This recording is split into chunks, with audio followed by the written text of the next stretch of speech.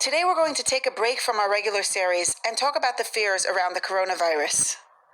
Once in a very long while, something happens that is so impactful, it separates time into a before and after. The coronavirus that's sweeping across the globe is that kind of thing. The world is trembling and on its knees. With all of our unprecedented advancements in science, medicine, and technology, we're powerless against the threat of the spreading virus. Hospitals in Italy are paralyzed. Mighty infrastructures are crumbling apart, and there is no industry that's being spared the crushing financial blow. Everybody is being impacted. And we look at the bottle of antibacterial soap, and it's so tiny. Yes, it's effective. We dare not underestimate the importance of washing our hands. And yes, we can and must change our habits to do whatever it takes to inhibit the contagion. And yet, nothing and no one is reassuring us that the virus can be contained and stopped in its tracks by, let's say, tomorrow morning. The wind is already blowing, and it's blowing fiercely. We have no idea which way or how far it will blow. This is itself. The uncertainty of it all is creating widespread panic. So here's one thing that we know is certainly true. Shema Yisrael Hashem Elokeinu Hashem Echad.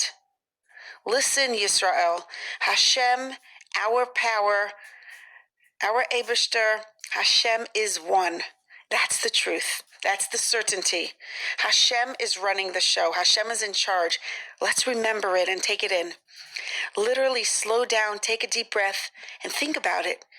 There's only one master of the universe, and he alone is directing and orchestrating every detail of the world, and we could trust him to take care of us. When you're feeling worried or afraid, don't be afraid of your emotion. It may be unfamiliar and uncomfortable to feel that sense of fear, but remind yourself that the emotion itself is not dangerous. Don't try to push it away. Instead, use the energy of the emotion in a meaningful and productive way. First of all, think if there's anything you could practically do to support safety. For example, does every sink in your house have antibacterial soap? I know that sounds very simple, but sometimes when you direct your energy to what you can do, it helps.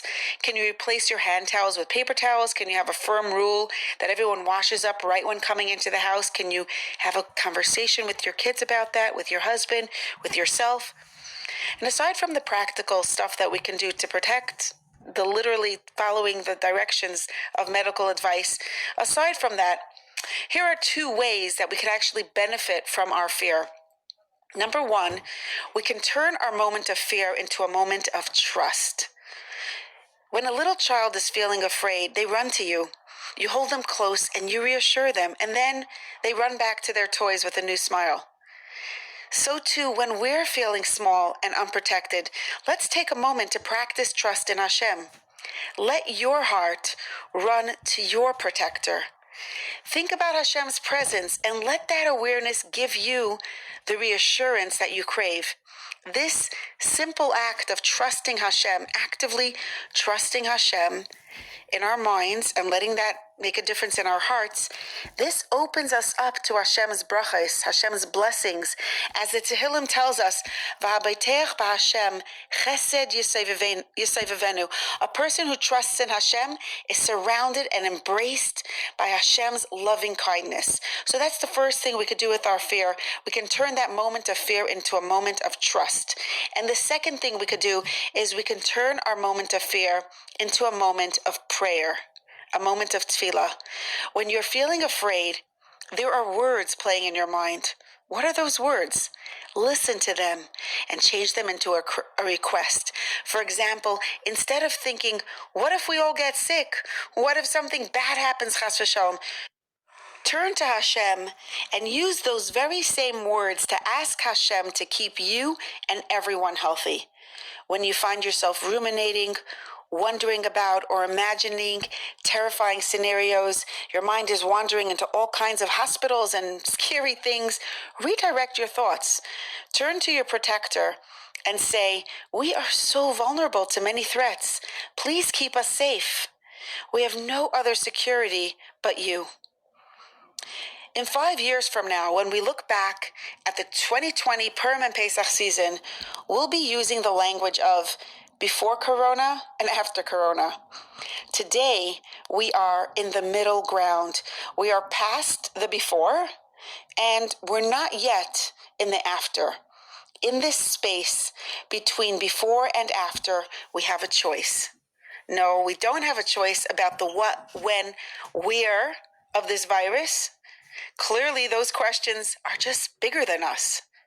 Our only choice is about how. How will we walk through this? Will we be huddled in fear and driven by panic, which never leads to anything good? Will we look the other way and make no changes to our habits or our schedules? Will we be so insistent on denial? Will we enslave our minds to the constant barrage, the noise of the media? Will we live in the drama of the media every second, wondering what's happening and tuning into the news every minute? Or does our Yiddishkeit give us a better choice?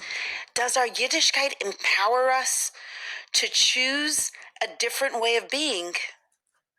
Reb Meir of Premishlan was known to walk up a certain road every day to go to the mikveh before davening. In the deepest cold of the winter, the road was icy, and nobody else in the town attempted to walk up the path.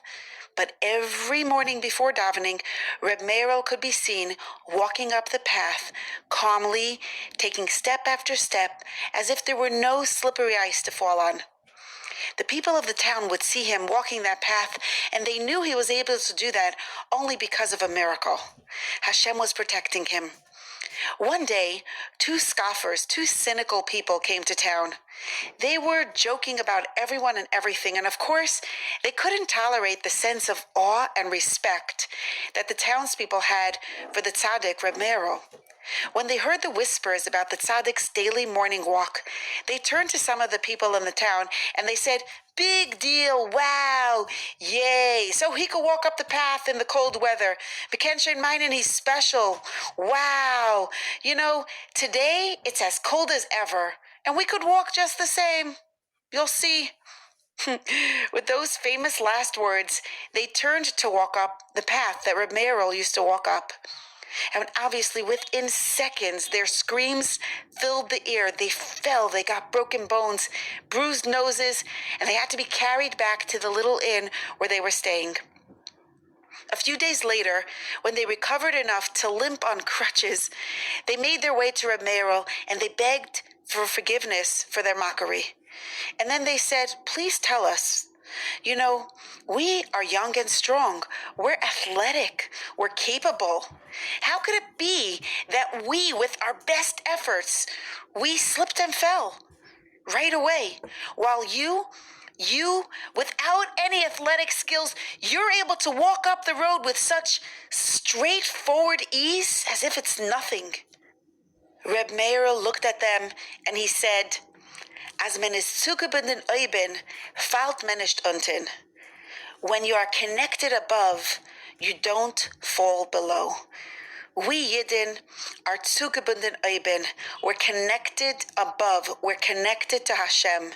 Yes, the road is icy and the path is slippery. But when we're connected with Hashem, we won't fall into the dark pits of the panic and helplessness that is gripping the entire world. Our awareness of Hashem's presence can make all the difference to how we walk through this virus, this pandemic, and how we come out on the other end. The world imagines that my power and the strength of my hand has made for me this great wealth. We still hear echoes of the famous words that Pare said to Moshe, "Who is this God? Who is this Eibishter? I don't know him." In tiny, subtle ways, we ourselves tend to be influenced by the prevailing mindset of our surrounding culture. We trust our science, our medicine, and technology to protect us and keep us safe. We depend on the reliability of our government systems, our medical infrastructures, and, of course, our money. Now, all of that security has popped in our faces like a massive bubble of shiny nothingness. Suddenly, we sense our sheer weakness and our defenselessness. We feel exposed to a dangerous virus which has no cure and no end in sight. And yet, we are ma'aminim b'nei ma'aminim. We are believers, the children of believers.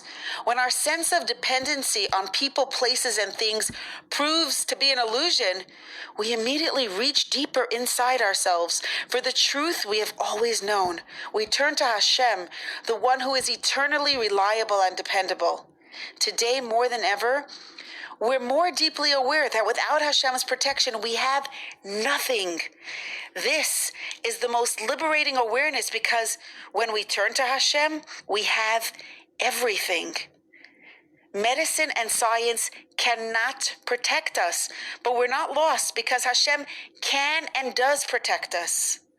And when we can't rely on systems to work, we're not alone because we can rely on Hashem to make things work. When we cannot depend on our own limited abilities, we're not helpless. We could securely depend on Hashem's infinite abilities. He's a kol yachol. He can do anything. The world is going insane. People don't know what to do with themselves. For us, we have what to do. Actively trusting in Hashem is the key to our sanity. It's what fills our hearts with inner peace and joy, even as, yes, we wash our hands. It's our anchor of security, not the hand washing is our anchor of security. That's just what we do. Our anchor of security is our bitachon. That's our anchor.